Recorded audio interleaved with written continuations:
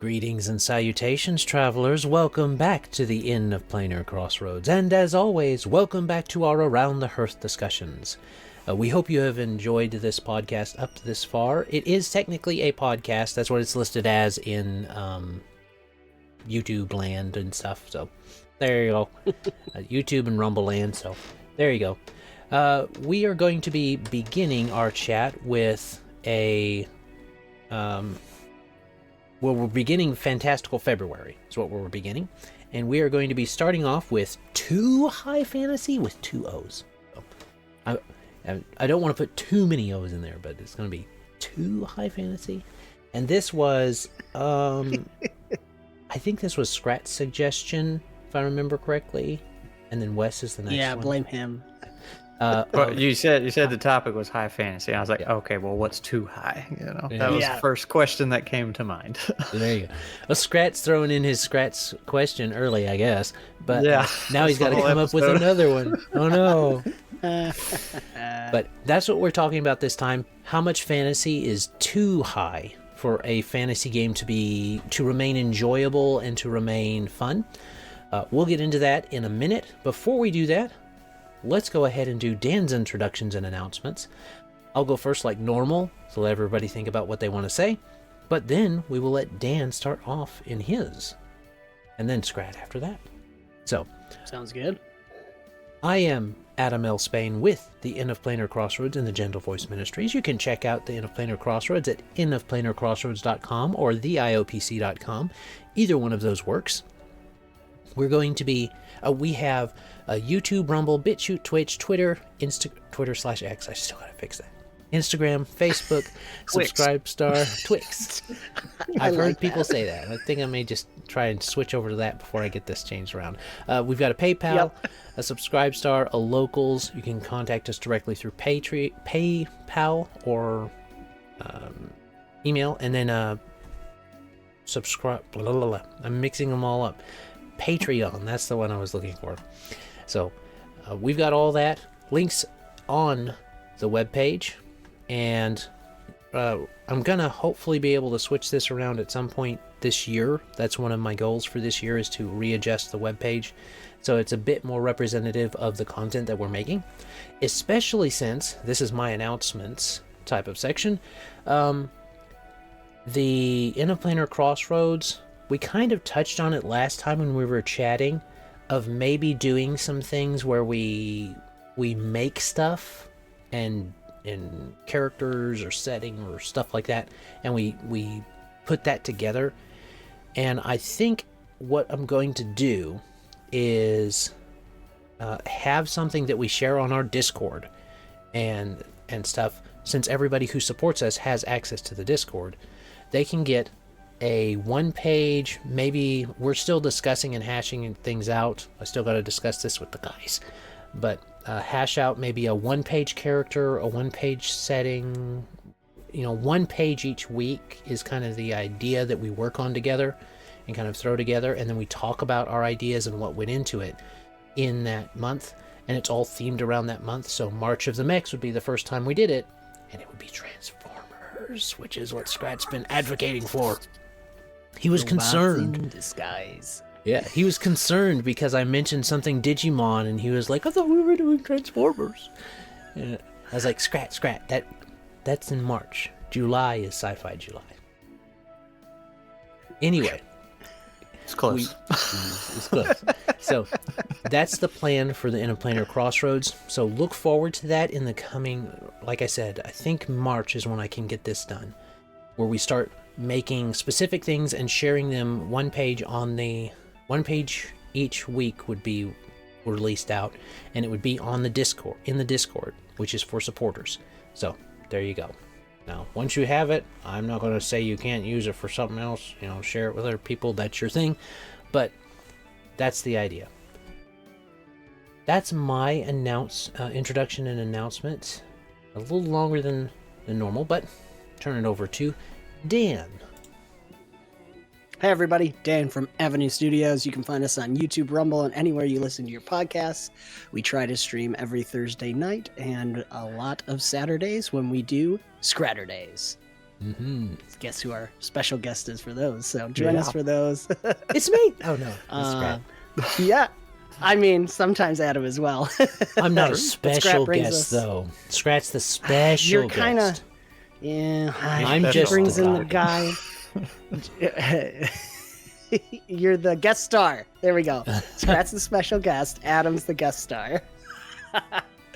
But yeah, so we will do one shot. Skrat brings us all kinds of systems. In February, we're trying, because Wibbly Wobbly time, we're hoping to schedule the Tricube Tales, right? 15th. First.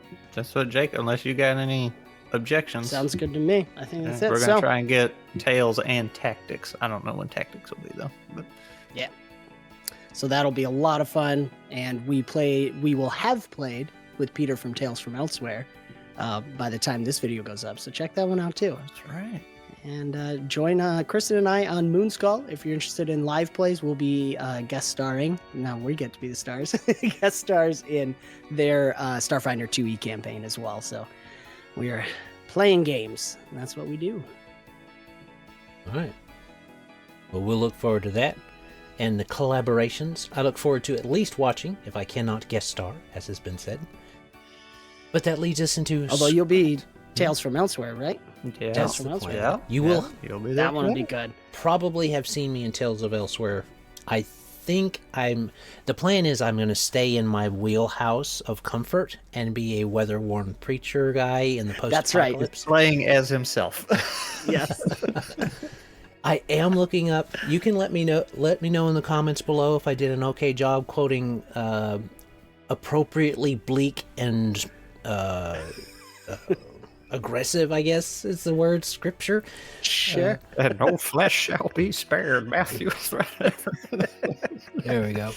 I'm gonna try and mix it up though, not just take a bunch of stuff from Revelation. I've got one from, what was it, Jeremiah or something like that already. So it was a good one. Yeah. I don't remember what passage it was, but it was a good one. all right. We can't keep talking about characters we're playing. Sorry. Gotta get to Skrat. Yeah. Do a whole episode on it.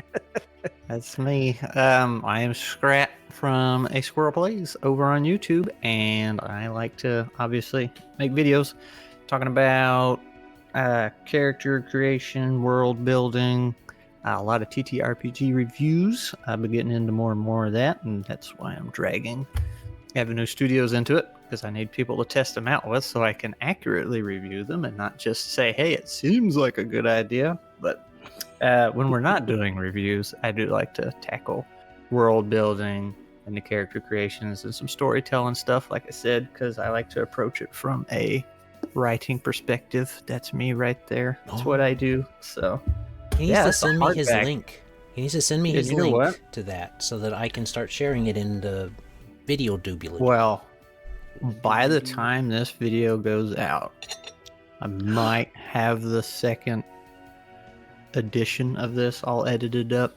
For those who don't know, I had a little bad luck with an editor. Ended rolling it out anyway, but Jacob, I'm shaking my camera and thumping things. Jacob from the Avenue Studios group, his wife did some editing for me. So Oh, really? That's awesome. she just finished today, and she was in tears. So that That's sounds awesome. like mush. Dude, I'm so excited.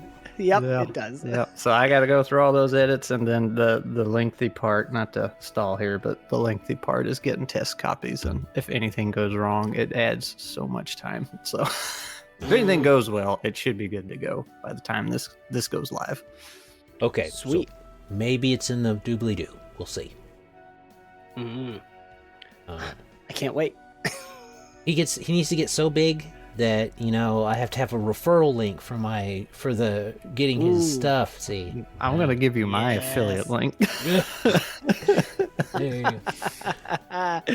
Oh. Smart man.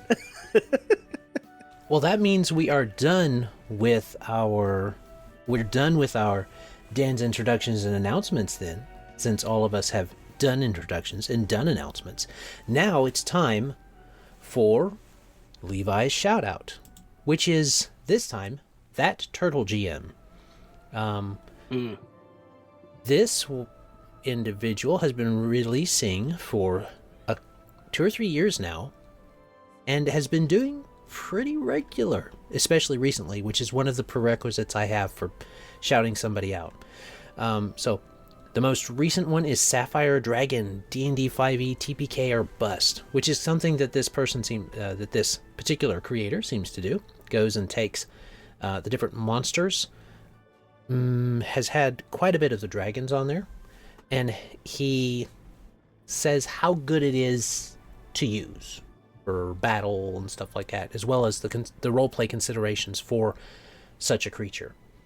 So he was very much taken with Sapphire Dragon. If you want to know how much taken, go check it out over there. And you can tell him that the Planar Crossroads, Skrat from the Squirrel Plays, or Avenue Studios sent you. So that is that Turtle GM. And he's currently at 1,000-ish subscribers. Let's see if we can get him up to 15. So 1.5. 15,000? 1,500. We've done that before. We've made that joke before. We could go 15,000 if we want to, but no, we'll try and control ourselves. If you guys want to be an overachiever, you can do the 15,000. If you want to measure yourself and take calculated steps, we'll try to get him up to 1,000 to 1,500. So there we go. And I think that is our shout out, which means we are done with our Dan's introductions and announcements, done with our shout out. It's time to gather round the hearth, warm ourselves by the fire, because it's still February, it's still pretty chilly, and grab your preferred beverage, warm or otherwise, and join us as we discuss Too High Fantasy. Skål. Skål.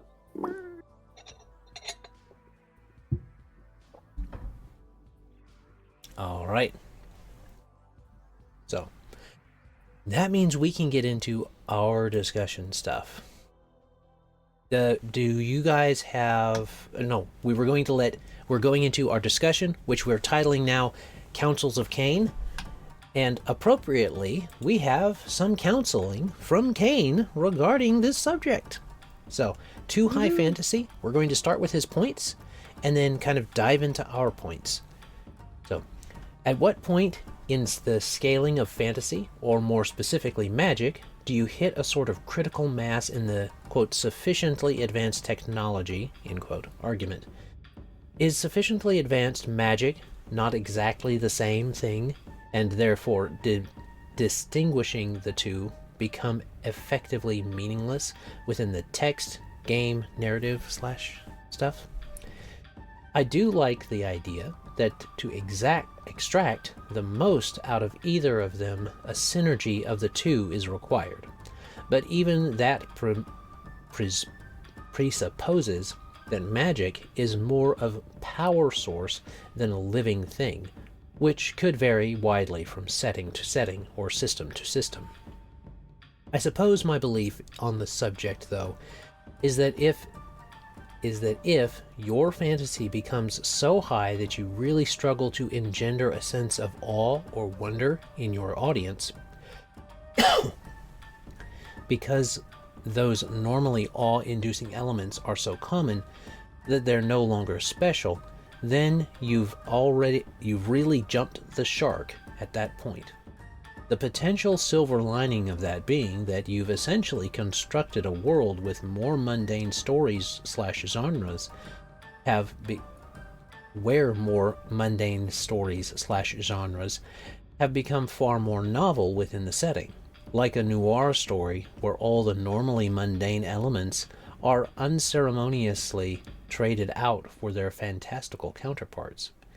This I find is fun for a while, but does wear pretty quickly. Oh.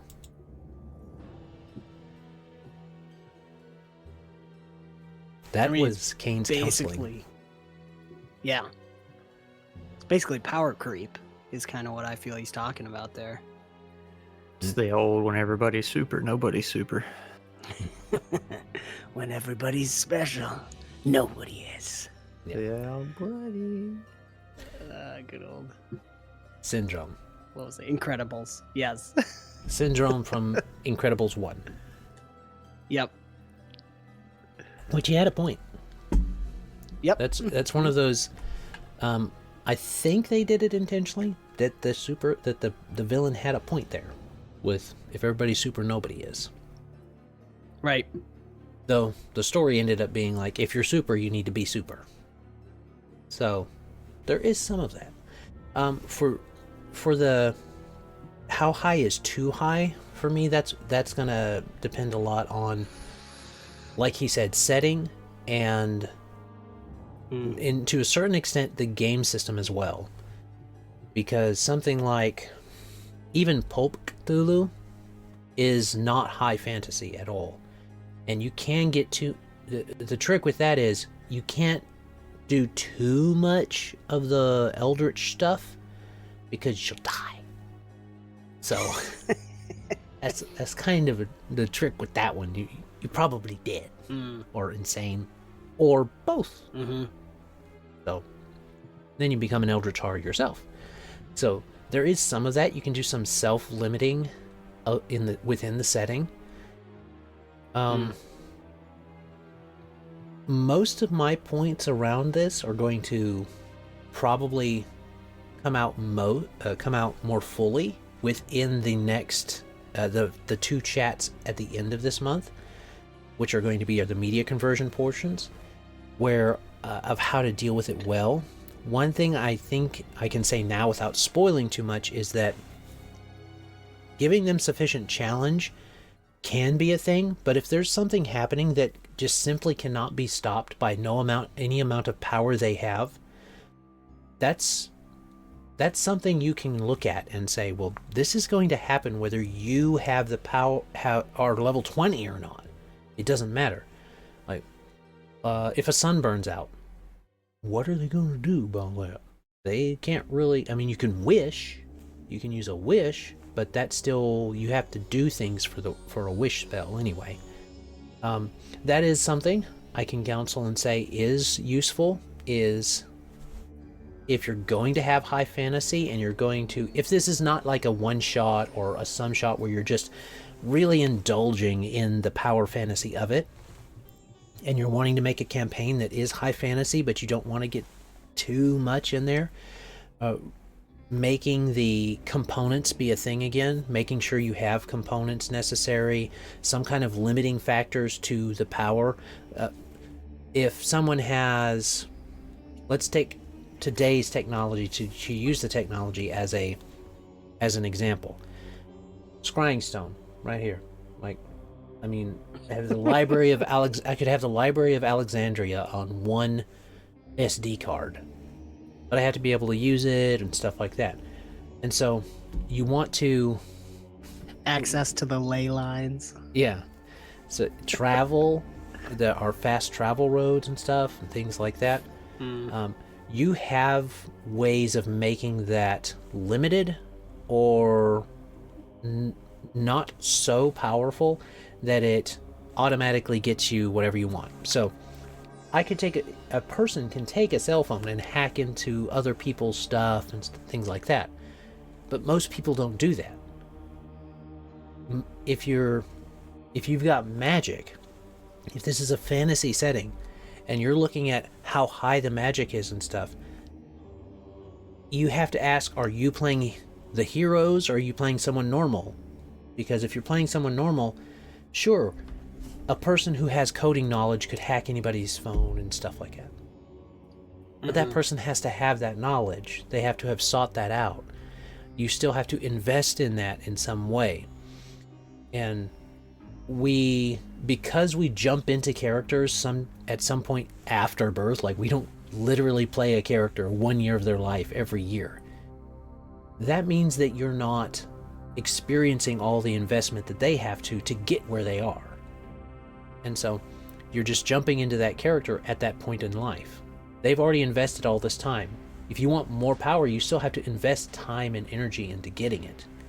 And that can be a way of limiting that, as well as using time passing as a limiting factor for what can be done. Because just because you can bend time around you doesn't mean it's totally at your whims, because time still moves forward. So that's me rambling for just a little bit to get us started. You guys got points and things you want to interject in there? One thing I was thinking about is... Oh, go ahead, Skrat. Well, I was just going to ask who wants to go first. Oh, I'll go first. I have questions and stuff. Not to steal Skrat's thunder. That's Skrat's thing. Skrat's thing. Sorry. I just kind of... I was thinking about what defining high fantasy too, as we're talking about it. And that being, like, I was just looking up online too, like, what is it? So we're in a fictional world with magical elements, but it's heavy magical elements. I'm curious what you guys think, what your definitions of high fantasy would be in our current time as we're looking at it, because, you know, it's evolved over time, I think. But I guess from an RPG standpoint, 5th edition, oh my goodness, which setting is it that's the classic high fantasy? You have Faerun, and you have... Yeah, that's what I was thinking of, really. What's the other one? Forgotten Realms or whatever? Forgotten Realms. That's too. the one yeah. for D&D. I mean, they're all... Yep. So it's high fantasy. It's kind of what... Do you guys think it's kind of what Kane was pointing to of... It's basically replacing technology, or it's at that same level, like you were talking about, Adam. Just to have a definition for it. Because where's that transition from low fantasy to high fantasy? Well, for TTRPG settings, Golarion and Faerun and Forgotten Realms are high fantasy. To a lesser extent, I would say that Dragonlance is not quite high fantasy, but it's on the higher end of mid fantasy. Whereas some other fictional work like Lord of the Rings, that's very... There's a lot of magic in it, but there's not... Right. That magic is not so overt all the time. Like, the only people casting spells are the wizards, and the elves... Very inconsistently at that, too. Yeah. I just watched the movie for the first time recently. So. The movie? Well, and that's the thing. It's part of that heavy sense of awe. Like, you don't have any idea what the wizard's powers are exactly, or how they use them. There seems to be limits, but no one really knows. And well, yeah, because you're supposed to relate to the hobbits, right? There's some kind of definite limit to them, because they're effectively angels. So it's questionable on how much they can exert at one time without breaking the physical body they're in at the moment, type of thing and stuff. So things like that. Do you think it's because... Oh, sorry, go ahead. I was just going to say that from a media perspective, if you're new to the game, if you're new to the TTRPGs, Harry Potter's Wizarding World is definitely high fantasy. You send messages with magic, you do all that type of stuff with magic. So that's definitely high fantasy. Yeah, I was wondering, is it the access to it that's part of the high fantasy too? Because you think low fantasy, and you do think Lord of the Rings, I think, does fall more towards the low fantasy, but like Conan the Barbarian and that kind of period, I think we think more low fantasy. Back in the original D&D, like, what, dwarves couldn't even do magic, versus 5th edition. Now, you know, everybody and their mother can do magic of some kind. So is that... I think that's I don't know if it's a defining aspect or an inevitable entailment to high fantasy. What do you guys think? It's definitely part of high fantasy. That is the kind of thing you will run into, and that's which adds a lot of complications, and was kind of the angle I was going to approach it, because that's kind of what Wes was getting at. You know, his complaint was too high fantasy slows down combat. I was like, well, no, that's just you using a bad system. But because I mean, in all seriousness, EZD6 is high fantasy, and you can make it high or low as you want, and it will play the same at the same speed. Whereas I will make the argument that D&D, at least 5e, the lore I'm familiar with, is very much high fantasy because, like you said, everybody and their mother can cast spells. It's everywhere. I've even done a few videos just talking about one single spell and how much that would destroy all of your world building. Like teleport was one I did. I want to do one on prestidigitation because, man, that would screw up so much. Just the economics of prestidigitation would mess up an entire. It's kind of fun to look into that spell. too. But yeah. You so always take it. Always take that cantrip. Yeah, it's so utilitarian. But see, the more you start adding, the more room for error you start creating, whether it's TTRPG or writing a story. And like I said, I just watched Lord of the Rings for the first time recently, and I will say it had some of those same problems too. And I know nobody's going to listen to anything I have to say after this, but but there was, and the books may be better, but there was way too much going on in that world to explain in a film. Like, you talk to any Lord of the Rings fan, and they have an excuse for everything. Like they can define everything. So okay, but none of that was in the movie. so the more you start tagging in there and making, more fantasy, there's more you have to explain, there's more you have to justify, there's more you have to juggle, there's more mechanics you got to work together. And then what we mentioned earlier, you also run into that, well, everything's fantastical now. There's zero mundane to keep me grounded. It's just like, who knows what's going to happen next, and I'm bored of it almost. And part of that's just kind of what you do with it. I guess I'll toot my own horn here, but like the next book I'm working on, it's much farther along in the timeline, and magic and technology is getting very interwoven, and they talk about it throughout the book. They're like, yeah, we've really changed how the world is, and we're just getting started. Yet despite all that magic and crazy stuff, the whole story takes place in one single city, and like a bar, a house, and 2 rooms in the castle. That is the whole story where it takes place. So you can have that high fantasy thing going on, but focus down on one thing to keep it grounded and manageable. Which, not to pick on 5e, but I don't think it does very well because it wants, and in their defense, like it's fun to make strong players, right? But when everybody gets magic, just nobody's special. It just doesn't work. Now you could, and it'd be kind of cheap, but one thing you could do is like, okay, you cast magic, you use alchemy, you use some nature-y thing, and it's like same end result, but at least it's coming from a different source, right? Maybe have different limits, but you can. Oh, go ahead, Adam.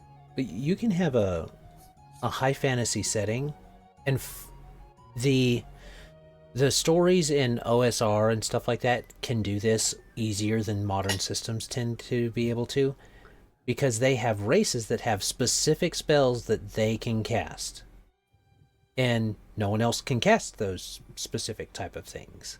So if you have specific magic to specific people, you make magic, even though it's a high fantasy, special. So if only certain people are gifted with scrying, that makes that type of magic exclusive. Exclusivity seems to breed unnecessary community. You have to work together to solve a problem. If one person, like prestidigitation, if only a few people can know that one simple spell in a normally mundane setting, those people will rise to the top of that setting. They will be highly valued in their community. Barring some kind of other influences, they'll be highly valued in that community because they can just do it. and they'll be compensated for that. They'll demand compensation, because if you don't compensate them, you just won't have their cooperation. And that doesn't necessarily mean they're evil. They just, there's some kind of thing that they're good at and specifically well skilled, and so they're demanding something of it. And the same for other things. Even if you have a high fantasy where lots of people know the cantrippy spells, but getting higher levels is really hard, or stuff like that. Even mid-level spells become exclusive. That exclusivity, again, it breeds that necessity of cooperation between PCs. So it can be race specific, it can be training specific, I guess, if you want to do that. But that is something that the traditional idea of wizards, which the wizards in like Lord of the Rings are not wizards in the sense of 5e or Pathfinder or something like that. So you have this same word not meaning the same thing. So defining that in your setting is good. If you have if you want to make it really exclusive, get rid of wizards and only have and you might have to get rid of druids too. You'd have to get rid of witches. Anybody that can learn spells through practice and through memory and are not gifted those spells. So your divine casters your clerics and your paladins could stick around. And those would be the only people that know healing magic. If you limit it to where your cleric is the only person that knows healing magic, all of a sudden that cleric's a lot more important, especially if there's no potions. You can still have this huge high magic setting, but everybody has a specific thing they're good at. Mm-hmm. And I like what you're talking earlier about, what was the word? Restrictions or whatever, where one does one thing, somebody else does another, and that's really good in tabletops, because you're typically, right, on average, playing with a group of about 3 to 5 people, so you can fill all those roles. But on the video game side, I can understand and almost appreciate when they take the Skyrim approach, and it's like, no, you have access to everything if you want to level up all your different skill trees. But yeah, that's a video game. That's a different ballpark. So yeah, I guess Skyrim is technically pretty high fantasy. I mean, there's very high fantasy. There's stuff everywhere with them. Yeah. But it's weird because everybody you come across in those games, in the Elder Scrolls games, unless I'm totally blanking here, they're kind of in their own field. Like the Dark Elves, they're the only ones that deal with the necromancy thing, and that's why they have such a bad rap. And then the High Elves are the ones that are kind of do the elemental magic stuff, and you really don't see other races flinging fireballs, despite you being able to pick any of them and learn any of that stuff. So you're always the one special guy, whereas everybody kind of has their role they feel. So I'm wondering, going with the question of when is it too high, would it be that the too high is removing the exclusivity for the players? Because you could have a crazy high fantasy world, but like Adam was saying, I mean, both of you guys really were saying, is only specific people can gain access to those things. I think it's too high when you've gone past what you can manage. If you're making the that's world. fair. Well, no, seriously Right. though. If you're making the world, so Skrat gives our paid and patented answer. It depends. Yep. But seriously though, it's what you can handle. If you are making this world from scratch and you start making these things and you're like, okay, now this is here, all these other possibilities here, I have to put these limits. So, and that could be something as simple as, like when I was working on this, I gave the elf wannabes and that magic, and they could do basic fire and ice stuff. And I had to put a limit on that because I started realizing, like, holy crap, you can do a lot with just fire and ice, pulling that out of nowhere. Like, if you can make ice, you can make lightning, come to find out. So that's really cool. Yeah, But, you superheat one side, super chill the other, and yeah, that's so I was like, okay, I got to put limits on this. So that's when I came up with the idea. It's like, okay, using magic drains you. Like, it's very strenuous to do. So that just keeps somebody from doing unlimited fireballs. Like, you can basically give yourself a heart attack if you use too much magic. Like, you will just up and kill yourself. So if I hadn't have done that and just kept throwing magical abilities, then I would have gone past what I can manage. And now I am too high fantasy because I can't handle it. And was just giving one race magical powers. So if you can justify it, and like that's what I was saying with all the Lord of the Rings fans, that apparently there is an answer to make all these things work that I was seeing in the movie not work, but apparently there's some inner workings in this world that aren't explained, like why the eagles couldn't just carry the ring, that question. Okay, so we're I going already to go know on like a that. 30-minute tangent. Oh no.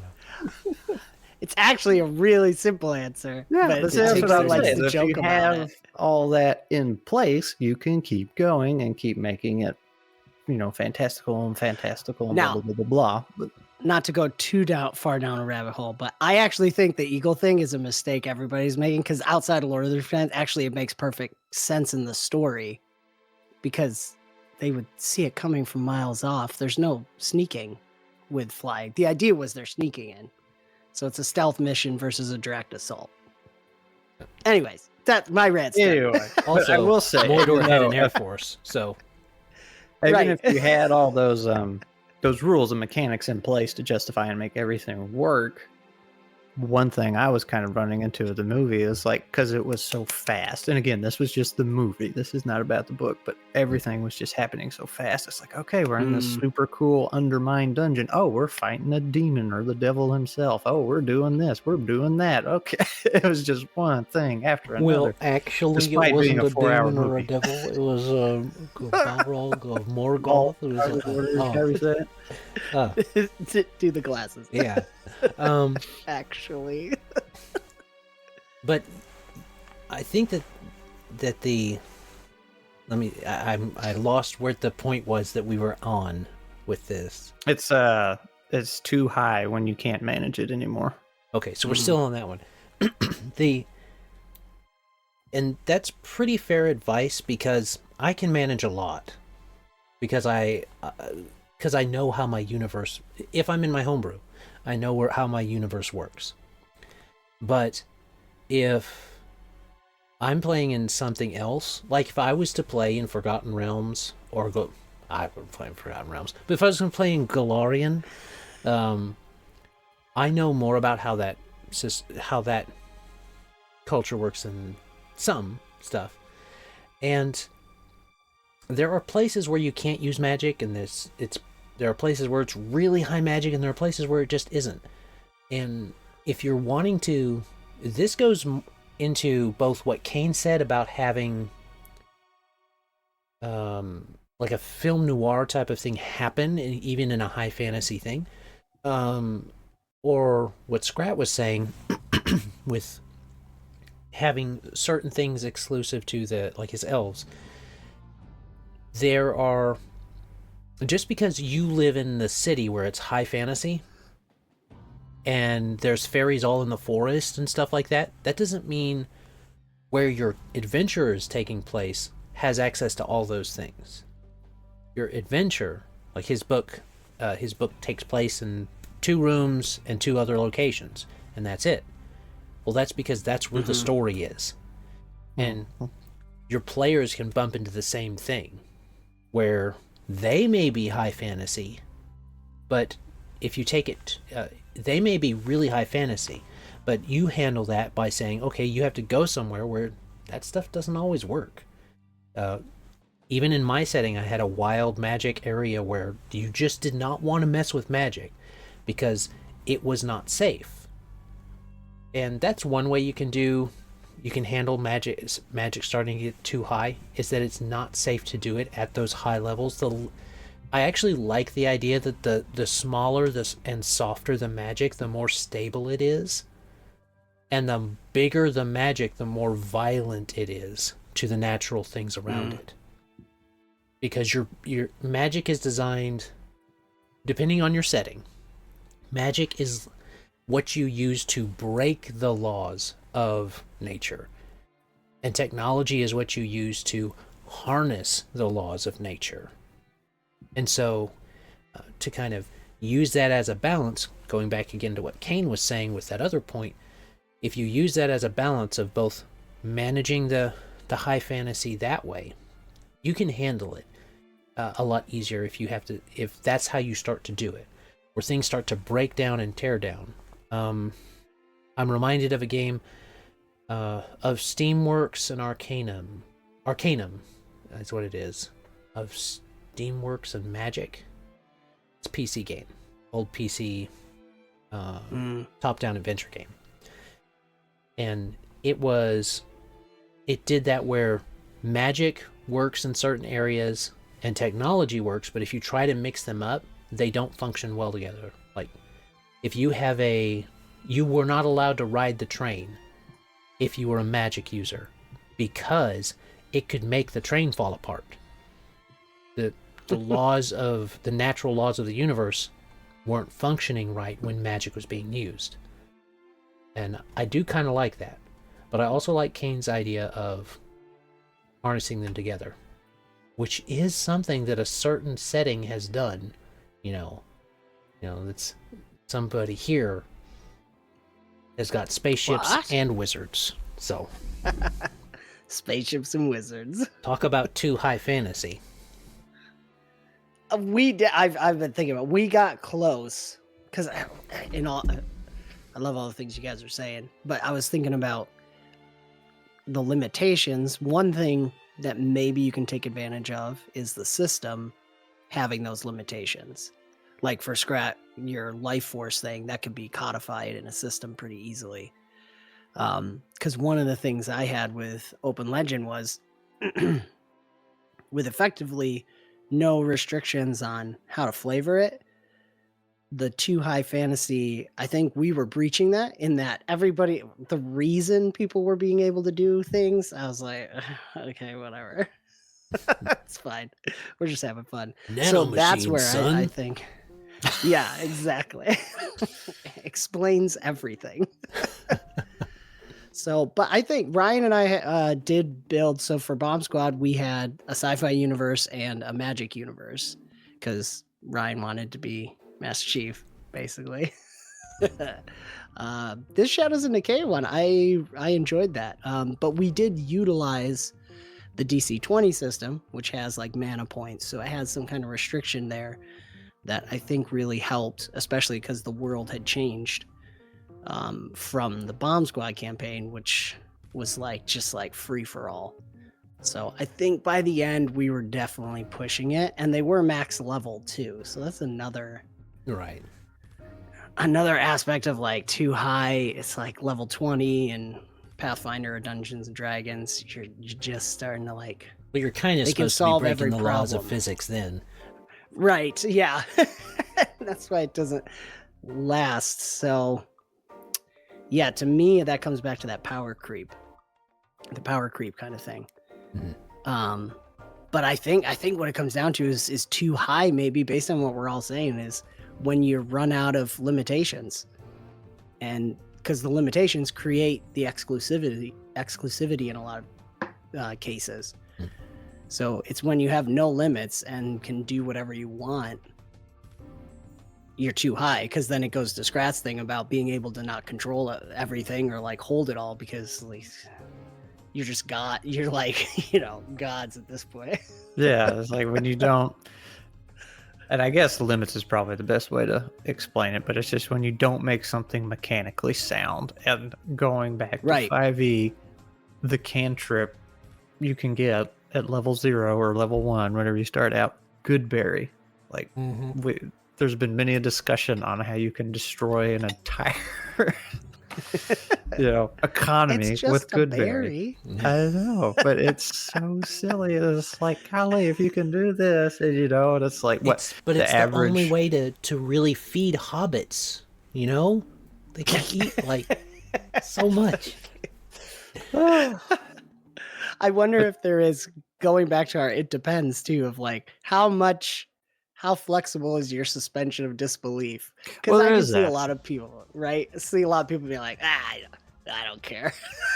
Like, well, we're just gonna have fun with it. Yeah, the saying good But- berries is just a fun one to pick on, but at the same time, it's like Right. think about it, what you're doing, especially like if you're getting into writing or something. I mean, if you're playing a TTRPG, have fun. But, Yes. If you're going to be a billion-dollar corporation selling books on end, maybe think about it a little more. Right. Eh. Yeah. Well, I guess that's a spot where we can stop, because we can break right there, because I'm pretty sure we're a little past our time. But it's time for Skrat's final question. All right, I know exactly what I got this time, so let's get a little background here. Snap. I did have some stuff here I looked up, but it was trying to describe high fantasy or too high. I guess high. So this one place described high fantasy as it has an epic scope, which often involves grand sweeping narratives, world-altering stakes, saving the world, battling ancient evils, blah, blah, blah, and prophecies. And I had a whole bunch of notes on prophecy fulfillment that we didn't have time for, unfortunately. But and this other part was, they also say a secondary world. It usually takes place in a completely fictional world with its own distinct geography, history, cultures, blah, blah, blah. So then there's some other things about magic, but then it says it has this comment about low fantasy. I promise there's a question coming with all this. The low fantasy says this is set in a real world or a recognizable version of it with fantasy elements intruding upon it. And it said, think of urban fantasy, which got me thinking of Dave's game, Ironbound, because that is the only piece of urban fantasy I know of. But I would have considered Ironbound high fantasy. So for those of you who don't know, it takes place in a big city called Grimwood City, and there's a lot of different races. There's a good bit of magic involved. And I guess it's like modern era is when it takes place. So I would have thought high fantasy, but mostly because of all the races intermingling with one another and getting along like they have figured it out. And this has been a thing for a while. So, well, it's arguable. It's arguable that they figured it out, but yeah. Wow. We still haven't like, played the HR game in Grimwood, That's true. Inc. or something. Yeah. So what's your take? Is Ironbound high or low fantasy, and why? I know my answer for this one. You want me to go first, Dan? Yeah, go for it. It's for those of you that like idioms and sayings and stuff like that, that type of thing. If cyberpunk is high-tech low life, Grimwood is high fantasy low life. It is the high fantasy, it is the cyberpunk, it's the fantasy punk. It's that magipunk, or whatever you want to say. So that's how I would say it's high fantasy but low life. That's my quick, like, bam, that's what it is. Boom, mic drop.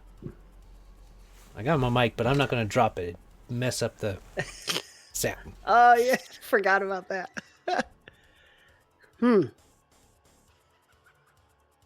Yeah, man. I would agree with Adam's assessment.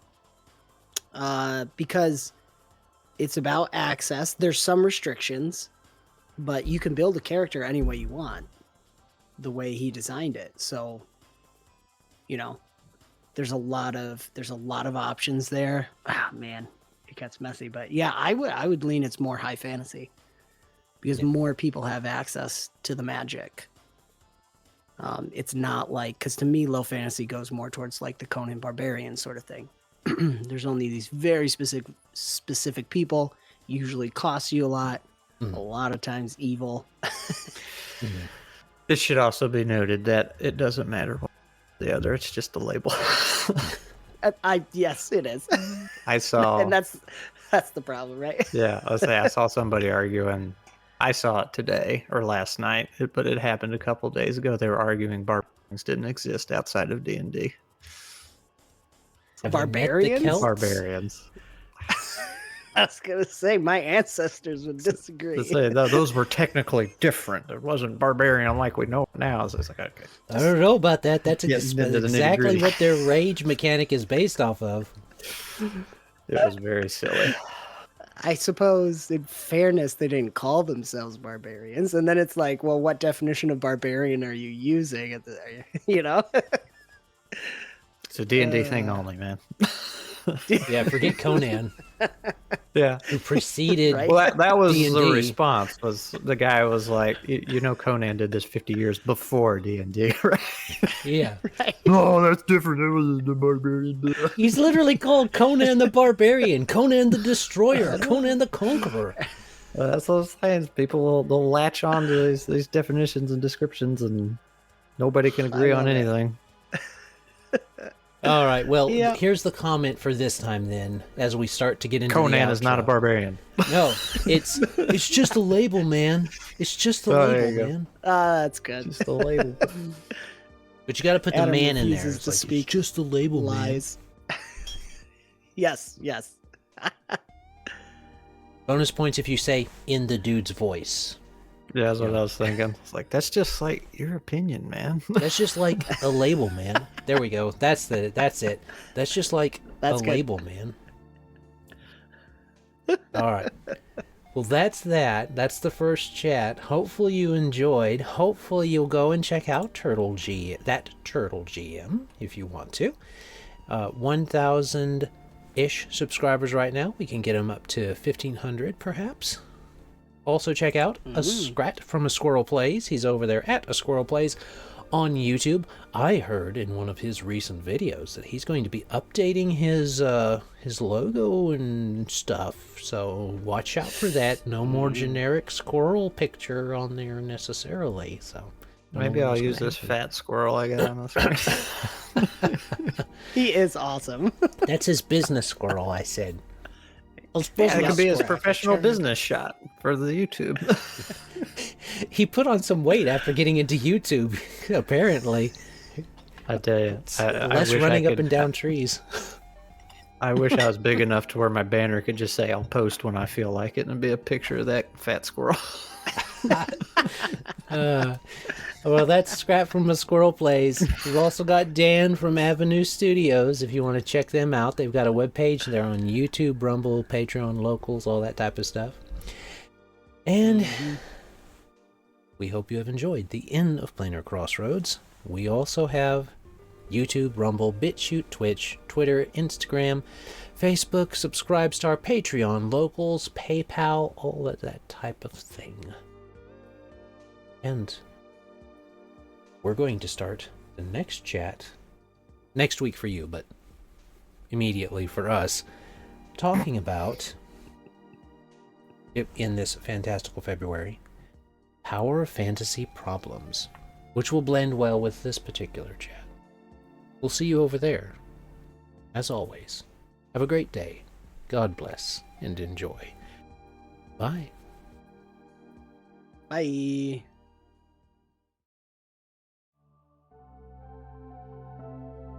This content was made possible by travelers and viewers like you. Thank you.